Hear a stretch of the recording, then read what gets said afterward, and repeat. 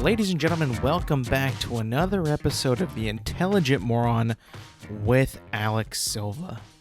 I satisfied a craving this past weekend.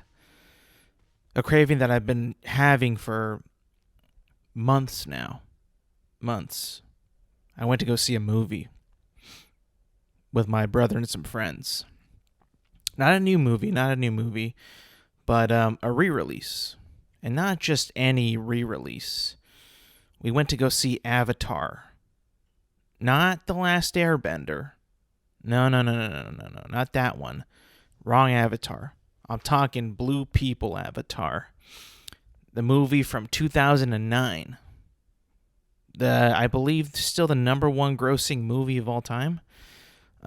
We saw it in IMAX 3D, which I'll admit, before the movie even started, I was a little like, 3D. I remember I wasn't a big fan of 3D back in the day when they did IMAX and it was only in 3D. But I'm like, yeah, let's just, my brother mentioned it. We're like, yeah, let's go. And normally stuff like that on the spot, I'm probably gonna say no to things, even though it was a day ahead. He suggested it, and we're like, let's just go do it, feeling spontaneous in the moment. So we're like, yeah, let's just go watch it. Let's check it out. Let's go watch it again, because I haven't seen that movie in, at least all the way through, and at least maybe since it came out, I think. I mean, I've never revisited it, never decided to go back to it, and never, decided to pop it in, I thought it was a good movie when I first saw it, and, that was it. That was that. I can't remember when I first saw it, if I saw it in 3D. I might have, but I can't remember. And when I first saw it, I thought it was really good, but it wasn't my favorite movie. My favorite movie at the time might have been Iron Man or The Dark Knight. When I think my favorite movie at that time was District 9, because I believe that came out within the same year, I believe. But I can't really remember. But I thought it was really good when I first saw it. And just this past weekend, when I re-saw it again, immediately once the movie starts and you get the tone of the movie, again, I haven't seen it in forever. So there's a lot of things I remember, but I haven't experienced in a while. And man, let me tell you, when I saw it again, I'm like, oh man, this is so good. Like this is a treat. Like I knew I was gonna go rewatch a movie that I've already seen, but now I'm like living another cinematic experience right now. Because that movie, man, Avatar, is cinema. It's cinema. I don't understand how people even hated it when it first came out. Why they even hate it today. Like, there's a strong hatred towards Avatar. Blue People Avatar. I don't know why. I have no idea.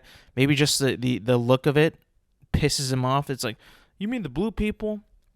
And because they're so naive and so immature, and have been brainwashed into thinking that the MCU is cinema, they immediately are just like, oh, that's not good, that's trash. But dude, rewatching it from start to finish, probably top 10 movie. I'll be honest, like the sheer epicness, the wonder, the world, the characters, the storytelling in general is breathtaking, I have to say. And I know people are going to come at me and be like, oh, it's just a retelling of, or it's too similar to Pocahontas or whatever. But dude, I don't care. I don't care. It is literally that good. The movie engrosses you once it begins, and it does not slow down. It's super interesting. If you've never seen it before, I highly recommend you check it out, because it is so cool sci-fi. and it's on the grandest, most epic scale. Even today, like, you can make movies that are like made today. They don't look as good or as epic as Avatar does. I think we forget a lot how freaking epic Avatar is and how many epic and cool moments are in Avatar. Like, for some reason, like, that just kind of gets washed away. But having re-synced it and rewatched it in the updated IMAX 3D, it was a banger. An absolute banger. One that I would want to see again, actually. I almost kind of, would actually tell people to go watch Avatar 1 again in IMAX 3D because it's just that fun and that good of an experience. And I honestly don't understand how people even hate it now. I really don't. Like, after seeing it now, it's like, how do you hate this? Like you can be like, someone like my sister, who is completely brain dead in terms of cinema, just doesn't get it. We told her about the movie, like, it's so good, so good. Like, she's like, no, it's not. That's a dumb movie. She said that to me and people that like Avatar. It's a dumb movie. I think you're just not smart enough to understand it. Therefore, you think it's dumb. Which I don't understand how that's even possible to be confused by Avatar. I mean, if you've seen it, it's pretty straightforward. Humans want to colonize the planet of Pandora. By the way, spoilers. We're not colonized, but they want the unobtainium from Pandora, and they will do whatever they want to get it.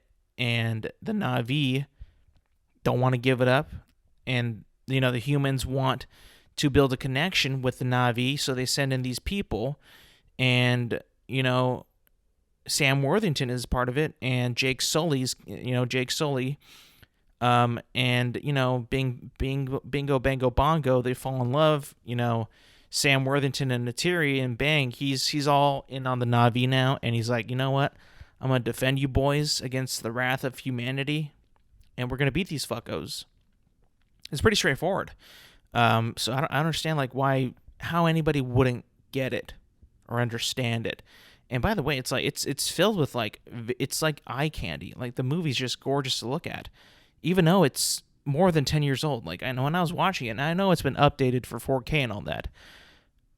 But even with the updates, it looks better than most movies now today. Like, the CGI does not dwindle. It does not. It ages well.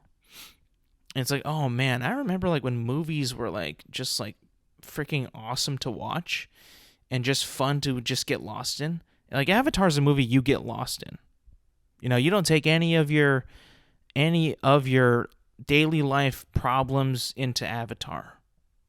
You don't go into Avatar and wanting to hear certain things that reflect on modern day first world troubles. You just kind of see, pure, good versus evil, bad guys versus good guys, good characters, good story, great action, and, emotional storytelling and passionate storytelling. You can talk about passion. Some movies today just feel like they're so soulless and without passion. I mean, you get a movie like Thor: Love and Thunder, which I believe is anti-passion. I mean, the movie literally is made by a guy who just wants to take the piss over the franchise. I mean, why would you do that? It just kind of seems stupid. I mean, unless he's someone like me who is done with Marvel and wants to tear it down from the inside out, be my guest, sir. But I mean, it doesn't look good on the Marvel brand when you put out a film, or that's no film. When you put out a flick that takes the piss all over itself and just kind of doesn't really take itself seriously, versus a film that wants you to enjoy it and wants you to care, and in my opinion, executes that passion and the careness and totally wins. I mean, I'm gonna take the passion all day. I'm a huge passionate guy. And that's just that's part of, I think, life, is having passion and things that you love to do. James Cameron, the filmmaker who created Avatar, you can tell like he just oozes with passion, oozes with that. And you get movies like that every once in a while. Like we just got Top Gun Maverick. You could tell Tom Cruise wanted to put as much effort into that as he could, and over 30 years, Top Gun Maverick comes out and you're like, oh yeah, I mean that was 100% worth it. A film like Dune, just last year, very similar to Avatar. Not in the story really, but like the grandness and the epicness, and the scale of that film. You can just feel it. Like when I watched Dune for the first time in IMAX, I was just enthralled and blown away. And I got that feeling after watching Avatar again. That was like the same feelings from Dune and then rewatching Avatar in IMAX. I was like, yes, this is what we want. This is what people want. And I think we're going to be getting that more often. I think there's going to be a giant shift in content, not just content creating, but also the types of content. And when I mean content is by TV shows and films in the future. I think that movies will come back in a bigger and better way. And here's why. Right now, there's not many movies that are coming out, besides a re-release of Avatar. Like, at this moment, there's not, like, any, like, really, I guess I would say big budgeted movies that are coming out, or also movies that anyone really gives a shit about. Like, at the moment, like, there's really not much of anything out there right now. Like, next month will be Black Adam. I think the month after that is Black Panther, Wakanda Forever. And then after that is going to be Avatar: The Way of Water, which there was a sneak peek of that after Avatar in the theater. And I'm like, it was like maybe a 2-minute, 3-minute clip. And not much is said, but you could feel a whole bunch.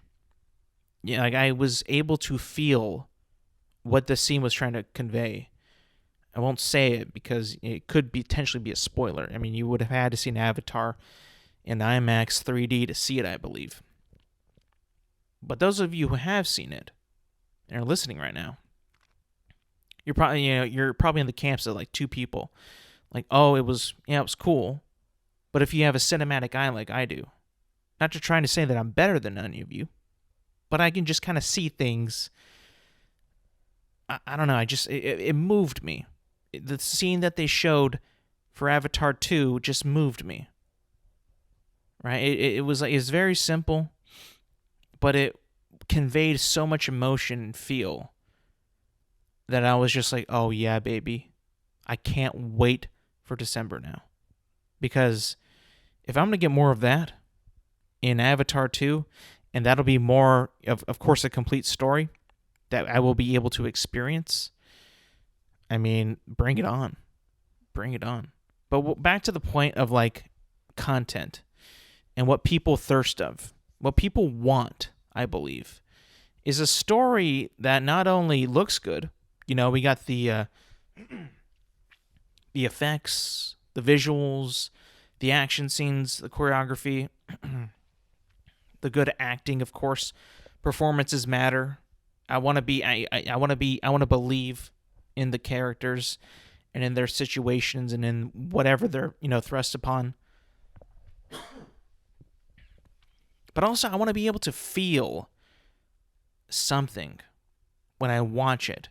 I want to be able to feel their performances and the stakes in what is happening within the plot that, forces the characters into decisions that either, are good or bad for the story.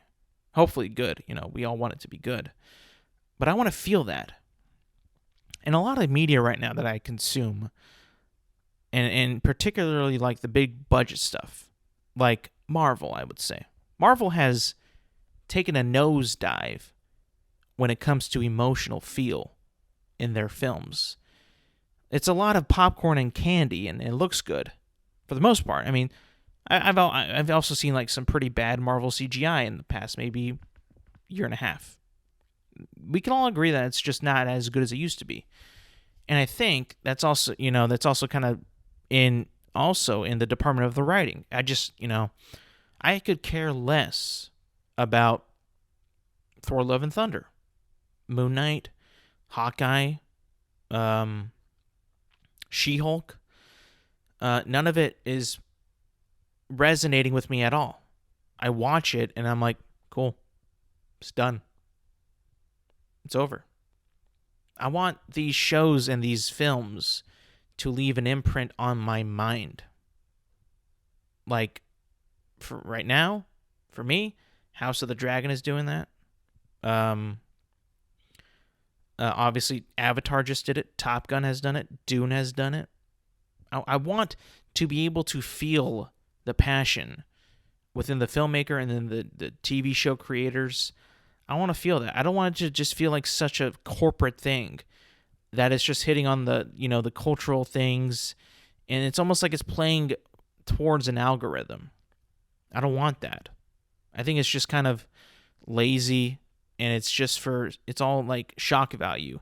Like, oh, we'll get this because people talking about it and they seem to like it. We'll put it in whatever we're creating. I don't know. I just kind of feel like at this point in time, I don't want to see any of that anymore. I'm bored of that. And it's only been like, maybe 2 years where it's been, at least with Marvel, to its, heightened at this point. And it's just like, it's not doing it for me. It's not doing it for me. And to the point of that too, when it comes to how much content is out there, I feel like, in terms of like TV shows and movies, I feel like nowadays, if you're going to like have a streaming service and you're going to have, a couple good shows and a lot of bad ones, I don't really see the strategy for that. Because on one hand, if you're going to make a lot of TV shows, you're probably not going to have that many subscribers. And only because I feel like not a lot of people subscribe to streaming services because of their variety of shows. I think people like to pick and choose, and they pretty much already know what they like and what they don't like. You don't really see many people nowadays, oh, I'm going to try out Netflix for the first time ever. Like, I think people now, they have their shows that they like on Netflix, and that's it. I just don't see that many people nowadays trying out a streaming service for the first time. Like, okay, what am I going to watch? People flock to Netflix, I think the most for like maybe 2 shows, right? Maybe Stranger Things and Squid Game. Like, that's like, I feel like those are like their biggest shows ever, right? In terms of viewership and all that. I mean, I don't really see anybody, flocking to Netflix to watch, well, now it's canceled, but back when it wasn't, Space Force. Or, I don't really see many people flocking to Netflix to watch Vikings Valhalla. I haven't heard a whole lot of good stuff about that. It just doesn't have a big of an appeal. Even like one of their premiere shows, I guess you could call it, I mean, I'm calling it right now, The Witcher, which I think you can say is like one of their bigger budgeted shows. Besides, people of my friend group that watch it, I don't know anybody else. Any family members, nobody who watches or has even seen or even thought about seeing or even heard of The Witcher. Now, The Witcher, again, is not like the biggest IP ever, but it certainly has a big following. And it certainly has become one of Netflix's highly, like I said, budgeted and expensive shows. With the people behind it, as in Henry Cavill, I mean, it's got a pretty big following, but I don't see it breaking anybody's minds or anybody's, any streaming records like, Game of Thrones or House of the Dragon or other shows like Stranger Things and stuff like that. The Mandalorian, Book of Boba Fett, those shows. I mean, I don't see it really. And I was talking to my brother about this, about their whole strategy. Netflix's whole strategy, and we keep hearing that Netflix is raising prices, and they're gonna put in ad-based subscriptions. Where now we'll be getting advertisements in our TV shows. I don't know about you, but I tried Paramount Plus with ads, and I was like, this is not too bad. But once they started like putting like 200 seconds worth of ads, I'm like, oh my God, fuck it. I'll pay $5 extra more. Get this out of my face. When I hear that they're going to be adding an ad-based subscription, and you will still have to pay money for it, it seems to me like they're kind of going broke. And from what I can tell, it might be because, this is just one reason that I thought of. Netflix is still doing the binge method, where they dump all their episodes of one show in one day. Midnight, boom, all of Stranger Things is out. Boom, all of Squid Game is out. And then people can consume that within the matter of however long the season is. If it's 10 episodes, within 10 hours, people would have already watched it and talked about it, and the next day, it's probably over. You are no longer in conversation. You are no longer being talked about. If everybody in your friend group binges it and watches it back to back to back, finishes it, it's over. Boom, it's out of your mind. It's over. Now, how sweet would it be for you to experience Stranger Things week to week? I mean, from what I've been told, that Stranger Things is one of the better shows out there on any platform. It's just like people who watch it can't get enough of it. They love it. But I think that also, like I said, the binge thing, how that affects Netflix also, because you can get so many people just subscribe for 1 month and then boom, take it away. Or you can get people do free trials for like a week or whatever, and then just binge Stranger Things, and then boom, they're out of there. What if you made it weekly? What if they have like 10 episodes or 8 episodes? That's guaranteeing you at least 2 months of subscription payments by subscribers. Whereas if you dump it all at once, max 1, if they remember to cancel it. I keep hearing numbers and things like Netflix is losing money left and right because they keep losing subscribers. And I think that what it boils down to is quality over quantity in every step of the way. Now, you'll say like, well, I mean, they have other shows. They have tons of shows. Well, they don't watch them as much as they watch these other ones. There are not enough people out there that come to Netflix for these other shows. They come for 1 or 2. That's just kind of how we are. Like I said, there's not many people, I think, out there that are trying Netflix out for the first time. People already know what they want. People who like HBO know what they want. They want Game of Thrones. Most of them do. I mean, I'm not saying like, again, like that's the only show that they watch. But if you look at the viewers and the ratings and how the records are being broken still, I mean, I think that it's safe to say that people love Thrones, and they come to HBO and HBO Max for Game of Thrones. So, I mean, like, you got something good, keep it good. You don't really need to keep creating new shows. If you have what the people want, stick with it. That's not to say that you cannot create, a ton more shows. No, I mean, not saying that you can't. Just remember, you start becoming like Netflix and you just have shit on there that nobody cares about. And the fact that they keep canceling shit too, it's like, well, do you care? Do you care about what you're making enough? Is enough effort going into it? That way you don't have to keep canceling. I mean, just to name a couple like big name brands out there that I don't really know, I've never really seen, but I've heard that people really like them. And I know that they're not really like, fully gonna like it because, again, they're adaptations.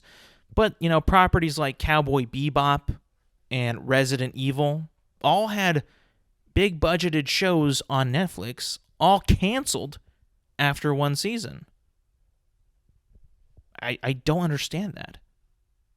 Really don't. I have no idea why that even happens.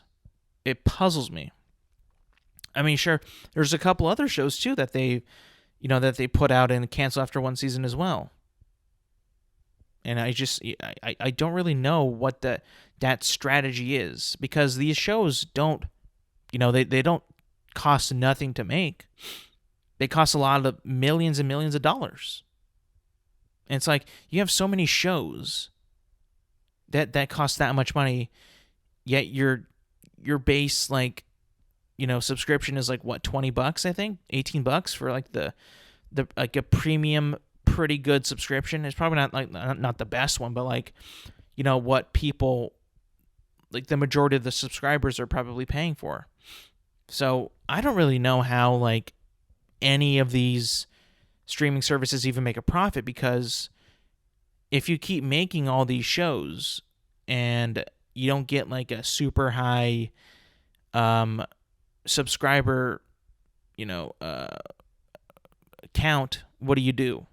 I don't know. I mean, like, I just think that nowadays you got to put out the quality and not the quantity, because clearly they're in the mindset of, well, we didn't get a lot of people watching it, it's cost us a lot of money, we'll cancel it. Well, why'd you cancel it? Is it because not enough people watched it and that's why? Or it wasn't good enough, or that remotely even that good, that therefore a lot of people kind of fell off of it and they're like, oh, okay, well, no one likes it, cancel it. Well, it's like, I mean, and I get it, because in order to make a show good, like really good, it's going to cost a lot of money to make it really good. You got to pay the writers, executives, producers, actors to make it really good. Sometimes you get a big brand and a big name, and you can't put a lot of effort into it because, one, do enough people care about it to even give it a shot? We don't know. So we probably can't give it the max budget that we would like to. Therefore, it's not as good, because we don't want to take that big of a gamble. We can't take that big of a gamble if it doesn't hit well. And that's really what it comes down to, I think, is are these streaming services willing to take a gamble on making something truly incredible and new to the general public, but has a following from another medium? Let's take Halo, for instance, on Paramount Plus. You could tell with that show that there was a budget, but it necessarily wasn't put into what I think the fans of Halo were looking forward to. I've said this before. They say they're at war with the Covenant. You see the Covenant like maybe twice, 3 times, 4 times max in combat. It's almost as if like they forgot that they were at war with the Covenant. Why?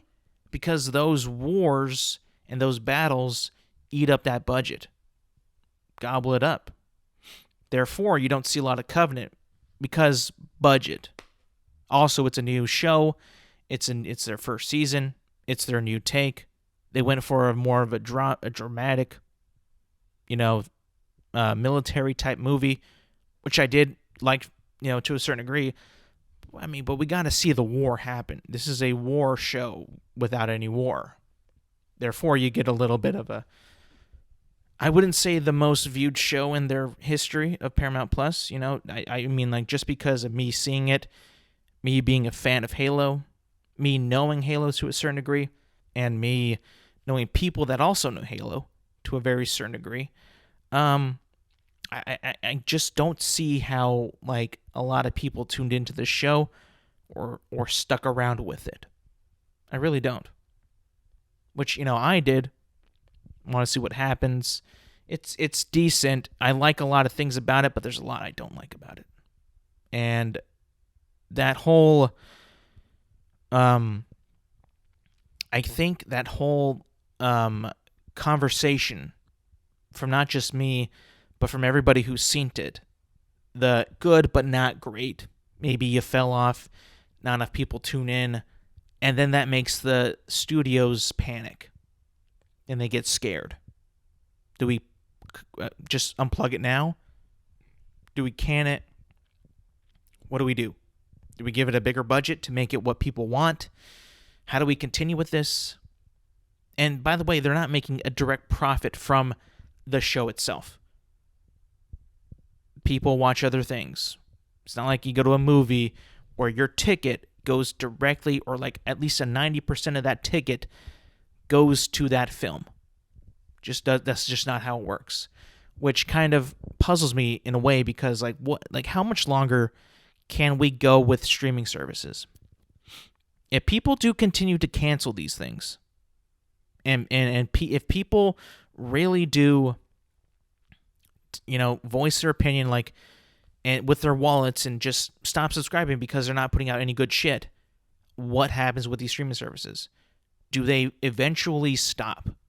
Do they lower their quality? Because I think for the past maybe 10 years, maybe even more than that, I think streaming services have been known as premier TV. That's where the TV looks better, feels better, is acted better, written better than cable TV. I think we can all kind of agree with that point. That when you directly pay for Netflix, Disney Plus, HBO Max, even Amazon Prime TV, or Amazon Prime Video, you expect a premium show. You just kind of do now. Shows like Stranger Things, Mandalorian, what else was on streaming that was like super big back in the day? Ozark, an OG original show that came out. Those type of shows where you expect greatness. You expect it to be better than what you already get on cable TV. If not just better, but light years better. You expect that. I think people also expect it to be, I don't know why this occurred, why this happened, but for certain shows that were on TV, you pretty much got two variants of TV back in the day when it came to watching TV on actual cable or local TV. You got the 30-minute program, which is mainly a comedy or a, not so serious drama, very silly drama or comedy. Then the hour program, or the 42 minutes plus commercials, or 48 minutes plus commercials, was a more serious type of TV, the drama. And we've all got that in our head. And when we kind of see how, Netflix, I feel like, Amazon, I feel like, even Paramount sometimes, HBO, they all kind of stay true to that kind of, at least, time format of, okay, we're going to make a drama. We got to flesh these characters out. And how people know that is we make hour-long episodes. That's just kind of how it is, I guess. I don't know if there's a rule for that on TV or whatever, but I think that nowadays, when you look at TV, usually the hour-long programs are drama or not very comedic, I would say. it all kind of shifted for the first time when Disney Plus got into the streaming services. And I think the first episode for The Mandalorian was like maybe 38 minutes long. And I was like, whoa, hold on. What are we doing here? I didn't pay for no fucking 38-minute episode of something that should be at least an hour. Like, I don't know why I think that, but I do. And I think it might have fucked with my perception of how long certain styles of content should be. I know it's definitely like my bad, my fault, shame on me, but I'm just like, and I feel like I'm not alone with that. I feel like I'm also a part of everybody else. I just it's like grilled into my brain, like that's dramatic TV length minimum an hour. Don't know why, but it is. And that to me, like when they put like a 38-minute show for like, supposed to be more dramatic, I just kind of feel a little cheated. I'll be honest with you. And especially when you go from like that to like episodes of The Boys, which are all at least like an hour, 58, 55 minutes tops. It's like, oh yes, I'm getting some meat here. Like I'm getting some good shit here. This is what I came for. I don't know. It puzzles me of how media is shaping up, how content is I think has to shift in a way. And I think we're going to be seeing less shows in terms of quantity and hopefully more of quality. That's all I'm going to say. I just hope we see more of that because I think that would be better for everybody as a viewer. Put some good shit out there. Put some shit that I want to see. That I really want to see. Really go in on it. Go in on it. That's what I want. I want to see that budget. I want to see that budget. Where you can really see that budget is the Rings of Power. Like you can see the budget in that show. You can see the dollars within the production of that show. And let me tell you, man, this is going to be a little bit of a mid-season review of this show, of how I feel about the show overall. Wasn't planning on doing this, but I kind of just, felt like, let's talk about it a little bit. Because I've seen a lot of people voice their opinions on this show. Truly. Whether they're swayed or not, whether they're simping or shilling or not. Seen a lot of opinions out there. Some I agree with, some I do not agree with. Let me tell you this. What I do agree with is the material overall that they are showing us. This whole conflict in Middle-earth and the addition to the Númenóreans in Númenor, and they're wanting to get involved in the conflict happening in Middle-earth. That adding the elves, the dwarves, the men over there, seeing how that's all playing out, how it's how the pieces are moving, how things are happening, how people are noticing the evil within Middle-earth, and how it's affecting decisions from our characters, from the Harfoots to the elves, the dwarves, and the men. I enjoy that. I enjoy the callbacks and the references from the Lord of the Rings lore that are being presented.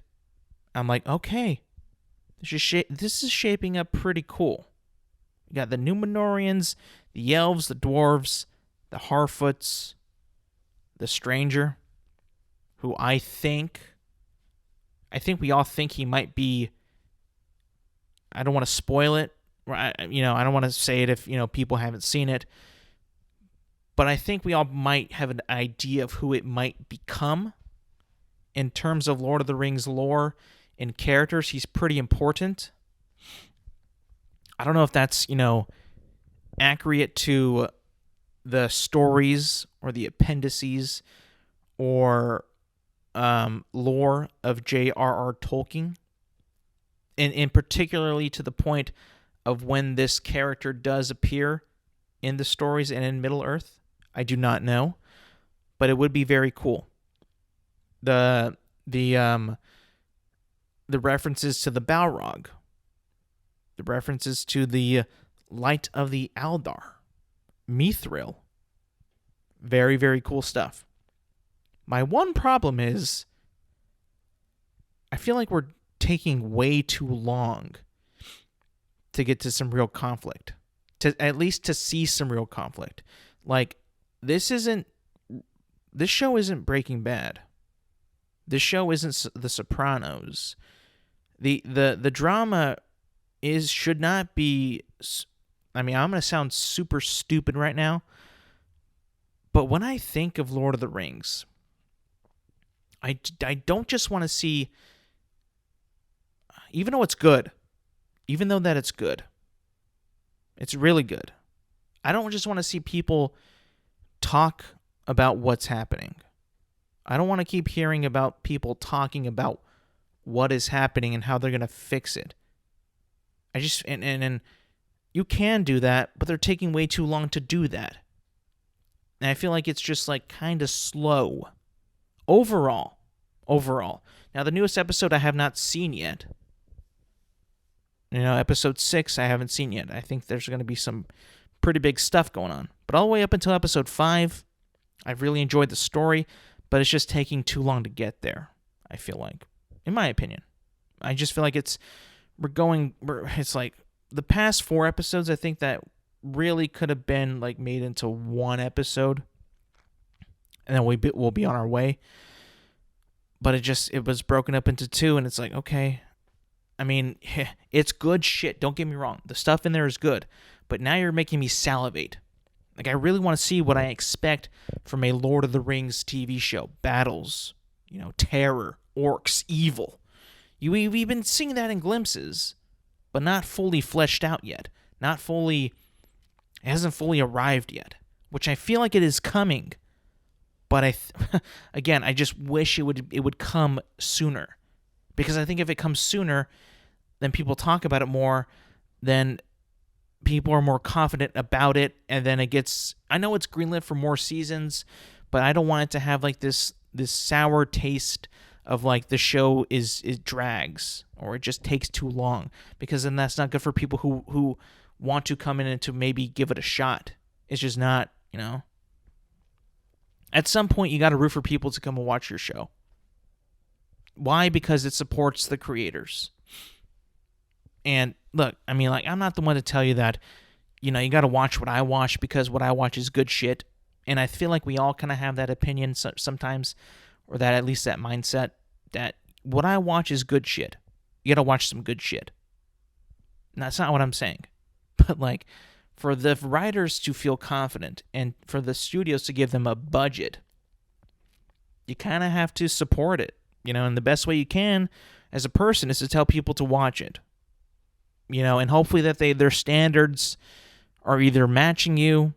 Some people like, oh, I expected better from Lord of the Rings, I'm not going to watch it. Oh, I wanted to be more actiony, I'm done. And then there's so many more conflicting viewpoints of the show, and then the studios get scared. Should we even keep making it? And then like, okay, well, we're going to cut the budget. So and then it looks worse, and then it sounds worse, and it's written worse. It's like, ugh. I don't know. It's a tricky, slippery slope this is. Creating a show, making content. It's like, what do I do? Do I follow my heart? Do I see what people like and kind of tiptoe into that? It's weird. It's very weird. And it sucks is because these things are so highly budgeted. And in the blink of an eye, they could just cancel the show out of the blue. It's like, no, done. I know they've confirmed that they have at least 5 seasons written for the show. If not fully written, pretty much all the way written, which is a good thing, by the way. it shows that they've got a plan, which I think everybody kind of has a plan for everything that they write for the most part. Is just that this was made public. That, oh yeah, we've got 5 seasons, pretty much storyboarded or something like that. That does, give me confidence that the show is going to be pretty good. Just got to be quicker. I feel like people nowadays, we expect things to really grab us. I expect I just want TV to grab me every episode. And I know that sounds so, impossible to do, but there's some really good TV shows out there that grab you every episode. Game of Thrones season 1 through 7, I think, did that so well. I can't really remember episodes that I just didn't really care about in that show. Mandalorian season 2. I mean, that season was so good on so many levels. Just things to bring you back into every week to see what happens. For me right now, House of the Dragon's doing that. And Rings of Power does it too, but that's just because my shilliness comes out because it's Lord of the Rings. And you know what I've said about this. Well, in my honest heart, the show feels very Lord of the Rings to me. It does, and that's why I keep coming back. But I want them to reward me with some really good shit. And again, like I said, I think it's coming. I really do think it's coming. But it's taking a little bit longer than I thought. Just a little bit longer than I thought. But I hope we get it soon. I didn't want to harken on this too long, but I have to comment on something. I am 0-3 in fantasy football right now. I am 0-3. It's tragic because I thought that this week I was going to be able to right the ship and secure a victory in my matchup in this league. And I think, I'm checking right now, but I think I'm at the very bottom of our league. Let me just check right now. I really don't want to be, but I kind of have to. I have to see it. I'm at the very bottom. I have no wins, 3 losses. I'm losing to people who've never even touched fantasy football. Have never even experienced a draft in their life. I'm losing to these people. These people are my family that I love, that I appreciate. And what do? I lose every single game. It's tragic. It's pissing me off at the moment, actually. I lost last week by 1 point. 1 point. All I had to do was gut out the Monday Night Football game and hope Saquon Barkley did not touch that ball. Well, he touched the ball enough for me to lose. It's pathetic. Tragic. I mean, not to wish anybody to get to suck in football, because these people work their asses off to get to where they are in the position that they're where they are. I mean, for God's sakes, they're playing football as their job, a kid's game, a child's game for fun when you were young. They are making millions and millions of dollars playing it as adults. And I wish nothing but joy for them. I mean, for God's sakes, they're playing football and getting paid money for it. But last Monday night, this past Monday night, I just needed Saquon to be the old Saquon and disappoint and just shit the bed. But no, this new Saquon Barkley destroyed me in the end. I was 21 points clear of a victory, and Saquon had to play good. He had to play good. He had to. They lost the game. Who gives a fuck? Cowboys won. Whatever. I mean, I just remember the last play where he got like some mediocre 10-yard rush or 10-yard catch and run. And I'm like, I'm done. See ya. Bye. I knew it. Right then and there, I lost. And that's kind of where I am right now. Rock bottom. Rock bottom. Sadness. Sad. Rock bottom. I never thought that this would affect my life as much as it does, because I've said this in the past. Fantasy football is all luck. It's all luck. It really is. I mean, you could game plan. You could be like, you could have insider information. You could have, you can pick up someone who's thinks that they're going to be good in, from week to week, and maybe better the next, and maybe they shit the bed the next week. You could think, you can speculate, you can do all that shit and prepare. You can go number 1 overall in your draft and be like, hey, my team is pretty good. That's what I thought too. I drafted 7th, and I thought, you know what? I have a pretty good team. I can't lie. This is pretty good. I'm feeling pretty good about myself. And then I'm 0-3 now. I can't even, like, you don't understand what 0-3 does to a man who doesn't have much in his life. A man like me who doesn't have that much going on in his life, and I will admit that, this is all I have. This is all I have. I just need a victory. It would be so cool to get these victories. That's why I think fantasy football was created. For men like me who have nothing. Nothing. I have nothing. I'm an empty man. At the moment, I feel empty. Because I have nothing to brag about. Sure, I have some money. Some, not enough. Does anybody? No. I'm pretty terrible at video games. I'm shit. I really am. I feel like I could, do well. But for whatever reason, my brain capacity just does not allow me to excel as much as some of my friends do. Sure, I may be playing the game fair while they're not, still under contention, by the way. Some of these people that I play with, I just think that they might be cheating, which is cool, fine, whatever. If you're not getting caught, I guess you can keep going. If that feels good to you, which it shouldn't, but I digress. This is all I have now. I thought that I was pretty decent, and I knew football pretty well. I knew the NFL pretty well. Turns out I don't even know that. I'm an empty man. I mean, I don't know what to do. Everything I do, I've made trades because I have the worst team in the league. And I not made trades. I've dropped and added so many players because I know when I have, people want. And anybody who I do have, I'm not going to give away because I know in their heart and soul that they have it in them to bring me to a win, a victory, something, contention. This past week, I was in contention. I was competitive, just not enough. And I fell flat. I fell short yet again.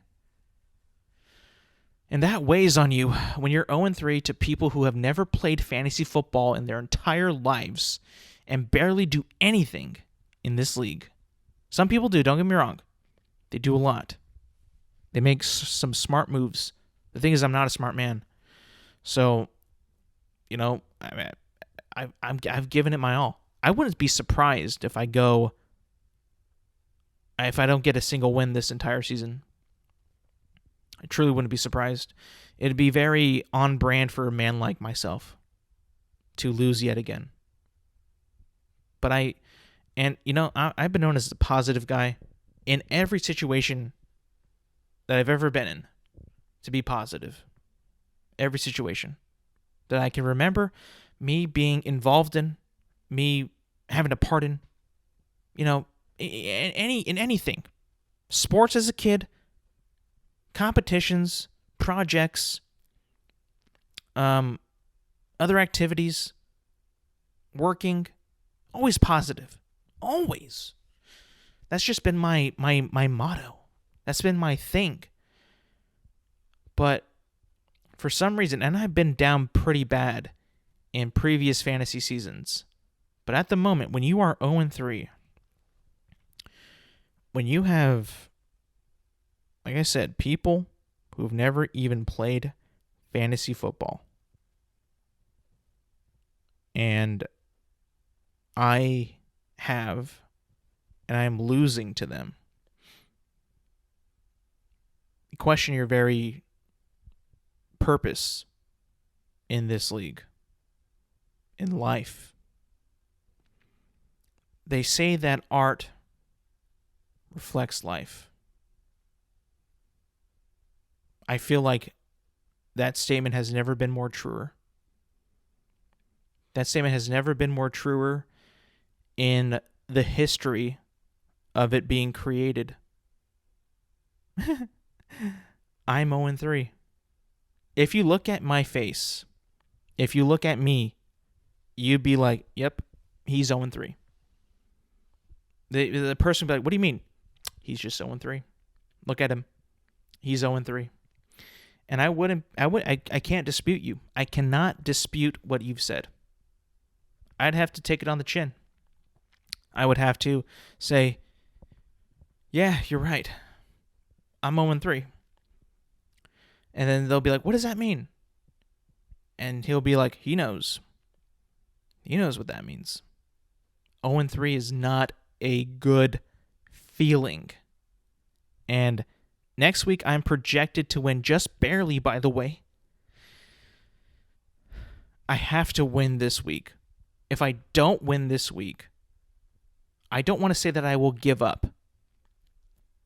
But I sure as hell might be a dead man at the helm of my team. A depleted man. I don't know if any man out there, any fantasy team owner, can take this many L's in a row. 1 is bad. 2 is not good.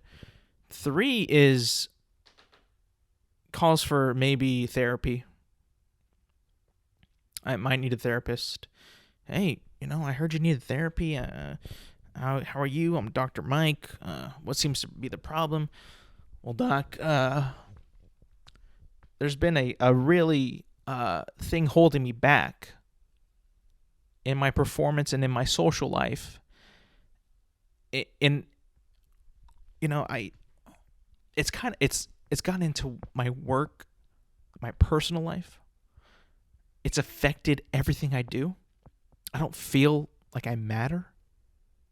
I don't feel like I belong. I feel like I have no purpose. I can't, it lingers and it doesn't go away.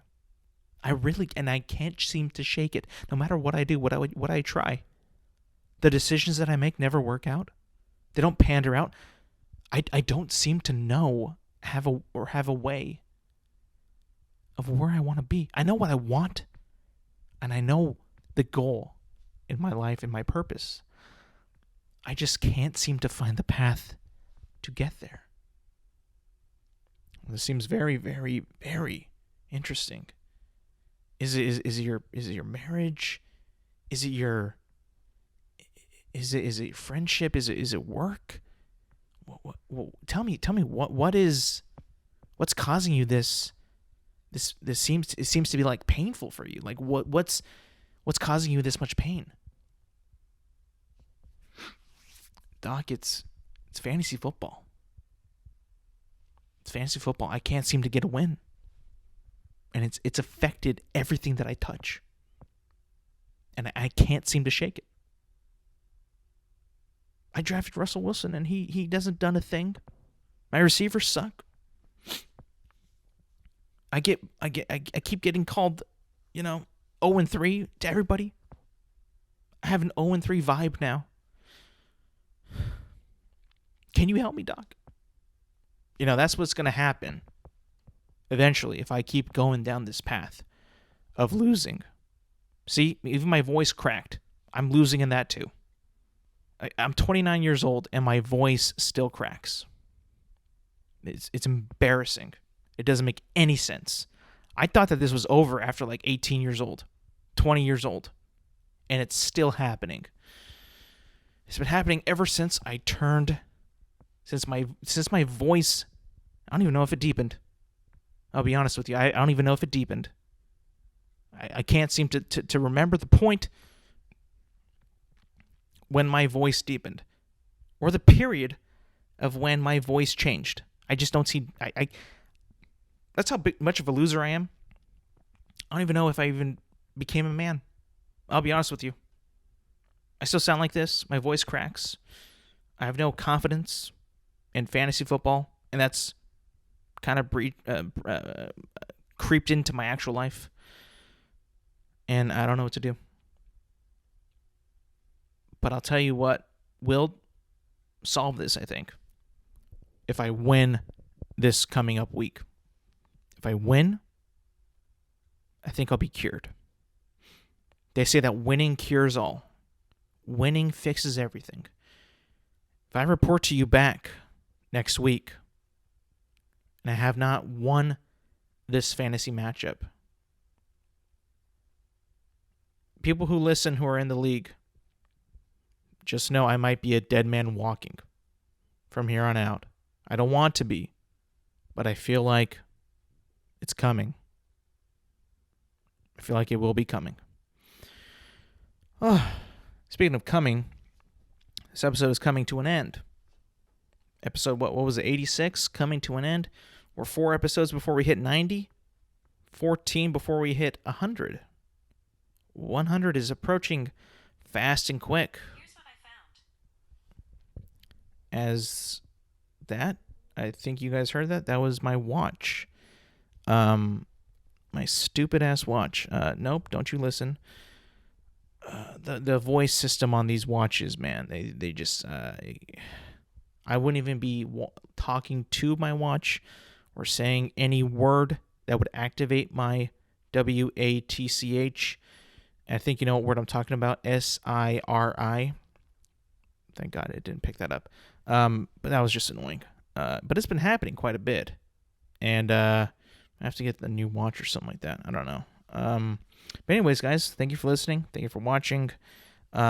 If you would like to, share an idea, share a topic that you want me to discuss on another episode of the podcast, you could follow the podcast feeds on Apple Podcasts, Spotify, and YouTube, and all at Intelligent Moron with Alex Silva. You can leave a comment and a suggestion there. Also, in every description of every podcast that I've uploaded, you can find the links to my social media platforms and accounts. And leave a suggestion there. DM me, whatever you want to do. And if it's show-worthy, I'll check it out. I'll read up about it, and I'll put it in the show. I've already got many requests that I think I've fulfilled quite a bit on. At least 100% of requests, I think, have been fulfilled by my friends. Anyway, guys, thank you for listening, and thank you for watching, and I will see you guys next week.